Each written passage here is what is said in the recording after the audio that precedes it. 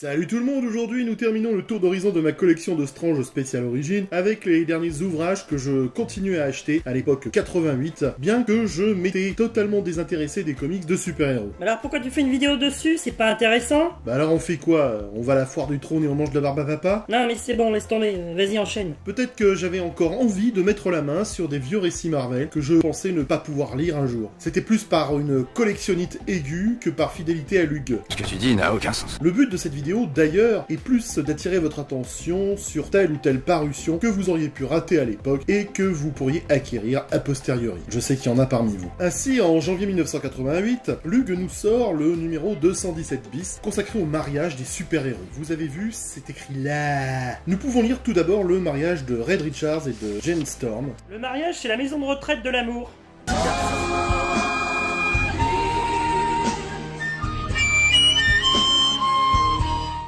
Tiré du Fantastic Four annual numéro 3 de novembre 1965. Le mariage est l'occasion pour Stan Lee et Jack Kirby de faire le plus grand rassemblement de vilains costumés, prêts à en découdre dans une joute pleine d'action et de rebondissements. On y retrouve aussi une vingtaine de super-héros dans une histoire de 23 pages, dont Lug ne publiera ici que 20 pages, comme d'habitude. C'est également le mariage de la Guêpe et de Pourpoint Jaune, Malotru, qui sort d'Onsezu, se vantant d'avoir éliminé Hank Pym, alias Ant-Man, Giant Man et Goliath. Ouais, ça fait du 3 en 1. Tiens Michel, tu veux pas aller faire des recherches pour confirmer que ce que je dis est exact? Non mais c'est bon, je confirme ce que tu dis là.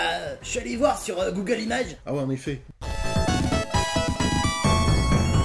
Donc il y a aussi l'épisode assez fade du mariage de Crystal et de Vif Argent qui a brisé le cœur de Johnny Storm.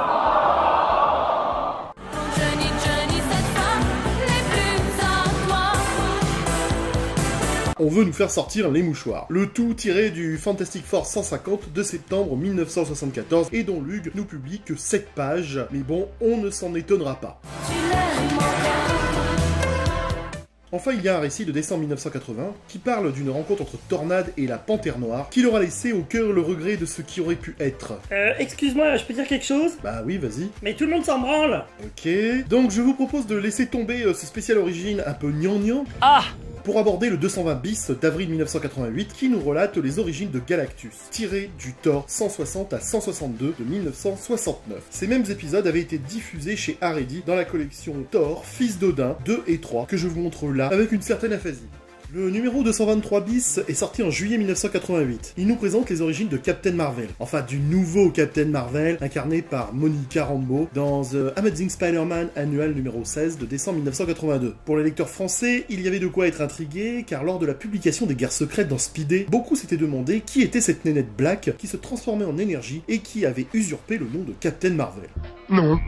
Ce même 223 bis nous rappelle comment le fils d'Odin fut exilé d'Asgard et privé de ses pouvoirs divins pour apprendre l'humilité, ça ferait pas de mal à ma fille Camille, enfermé dans un avatar terrestre nommé Don Blake. Enfin, il y a les origines du Gardien tiré du Tale of Suspense numéro 53 de mai 1964. Et nous arrivons enfin au dernier spécial origine de l'époque Lug, le 226 bis datant d'octobre 1988. Pour le dernier de l'époque Lug, les lecteurs sont gâtés puisqu'ils nous montrent la première apparition de Serval et de Wendigo dans l'Incredible Hulk 180 et 181 de 1974. Pour les inconditionnels du Griffu comme moi, cette revue de Lug est indispensable.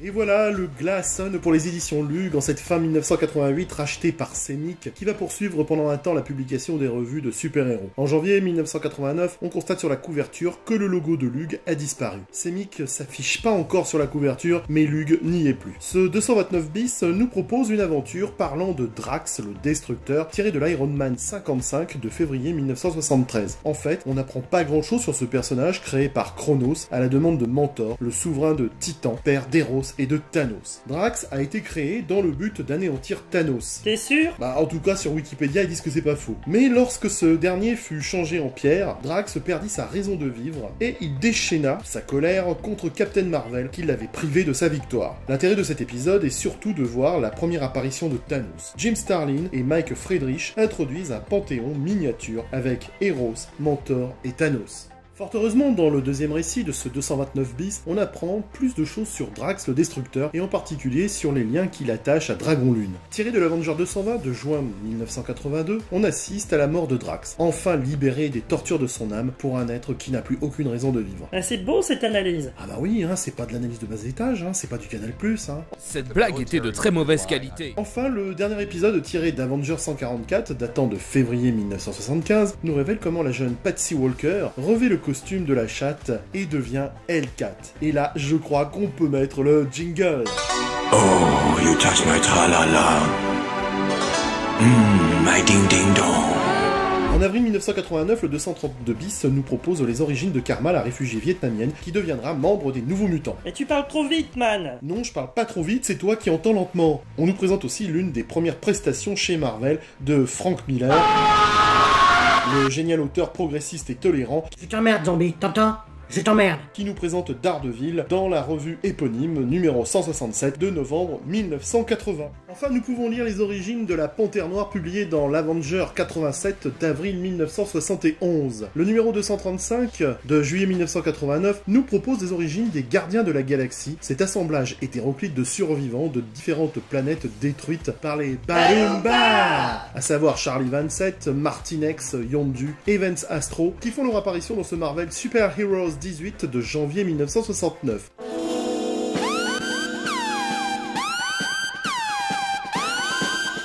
Et que les lecteurs français découvriront pour la première fois dans le Titan 5 de novembre 1976. Ce même numéro 235 bis nous présente aussi le premier épisode du Cavalier Fantôme tiré du Marvel Spotlight 5 d'août 1972. C'est le Ghost Rider hein, pour ceux qui n'auraient pas compris. Enfin, on a le droit à l'épisode des Vengeurs tiré de l'Avenger numéro 16 de mai 1965 où Iron Man, la Guêpe et Giant Man quittent l'équipe pour être remplacés par 3 super vilains voulant se racheter une conscience, à savoir Œil de Faucon, Vif Argent et la Sorcière Rouge. Je n'ai toujours pas compris l'intérêt du 238 bis de octobre 1989. Malicia, aigrie et violente, s'attaque aux Vengeurs, tandis que nous apprenons le tragique destin de Carol Danvers, la première Miss Marvel, dont Malicia a absorbé ses pouvoirs et ses souvenirs. Alors là, je n'ai pas compris. Hein. C'est de la merde. Il y a aussi un épisode tiré d'Avenger 38 de mars 1967, où Hercule, celui qui rit quand on l'adule, se bat contre les Vengeurs avant de rejoindre leur rang, condamné par Zeus à rester sur Terre. Ah bon? Ah bah oui, hein, c'est pas moi qui le dis, hein, c'est vérifiable. Dans le 241 bis de janvier 1990, nous avons le droit aux origines de Miss Hulk, Oh, you touch my tra-la-la.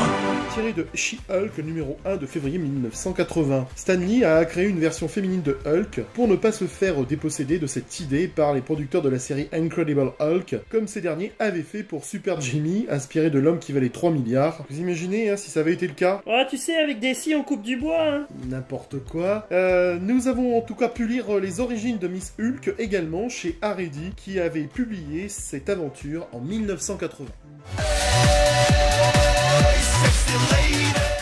Le 241 bis est intéressant aussi, car il nous propose des origines d'Iron Fist, tiré du Marvel Première numéro 15, datant de mai 1974. Cet épisode joufflu avait déjà été publié en France dans le Strange 67 de juillet 1975. Un vrai régal, puisque c'est du Jill Kane au dessin. Je vais vite sur le 244 bis, puisqu'il publie l'Avenger Annual numéro 7 de 1977, épisode dont j'ai déjà parlé dans une autre vidéo. Qui était très bien d'ailleurs, hein, je tiens à le dire. Ah bah merci, c'est gentil. Non, non, mais je le pense, hein. Ouais, bon bah c'est bon, vous allez pas vous faire des langues sous la douche non plus, oh. Cet épisode nous présente la première partie d'une grande saga marvelienne, celle du cube cosmique de Jim Starlin. Cet épisode réunit un nombre impressionnant de héros avec les Vengeurs, Captain Marvel, Warlock, face à Thanos, le dieu fou. On nous parle de la quête qu'entreprend Thanos pour s'approprier les joyaux de l'âme de Warlock. Cet épisode est un classique à avoir absolument, car là, franchement, ta mère la moldue, on est sur du haut de gamme. Pas comme ta fille. C'est clair. Enfin, le dernier spécial origine que je possède est le 247 bis, datant de juillet 1990. Et alors là, accrochez-vous à vos slips et serrez les fesses, car Lug nous offre l'épisode balèze où Thanos est rempli de rancœur à l'égard des Vengeurs après sa défaite citée précédemment dans le spécial Strange Origins 244. Cet épisode tiré du Marvel 2-in-1 numéro 2 de 1977 conclut la saga de Jim Starlin, puisque l'araignée, la chose et les Vengeurs mettent un terme aux agissements de Thanos, qui finira en statue de pierre. C'est vraiment le top des épisodes, que d'ailleurs nous avons pu lire dans l'album de l'araignée numéro 10, appelé Au secours des Vengeurs. Oh! Et moi, je le possède. Oh, respect ma gueule. C'est donc un spécial origine à avoir absolument si on n'a pas l'album de l'araignée. Et c'est ainsi que s'achève la présentation de ma collection sur les spéciales origines, car j'ai stoppé l'achat de ces numéros, à la fois parce que... Parce que quoi? Attends, laisse-moi finir. Parce que je n'avais plus d'intérêt à l'époque pour les comics Marvel, et parce que ça me faisait suer de dépenser 14 balles pour des aventures déjà lues quelques années auparavant dans les revues Lugiennes. Voilà, ami geek, il est temps pour votre serviteur d'aller vaquer à ses autres occupations, car j'ai un boulot et une femme, et croyez-moi, ça occupe. Je vous remercie d'avoir suivi cette trilogie pas prévue au départ, avec la patience que vous avez face à mes délires et mes coups de folie, mais après tout, il faut bien qu'on se marre avec le contexte actuel. Prenez soin de vous, mes loulous, et à très bientôt. Salut YouTube! Philippe, je sais où tu te caches. Mais enfin, ça va pas. Mais c'est juste insupportable. Arrêtez. Non, Abdel Rauf Dafri.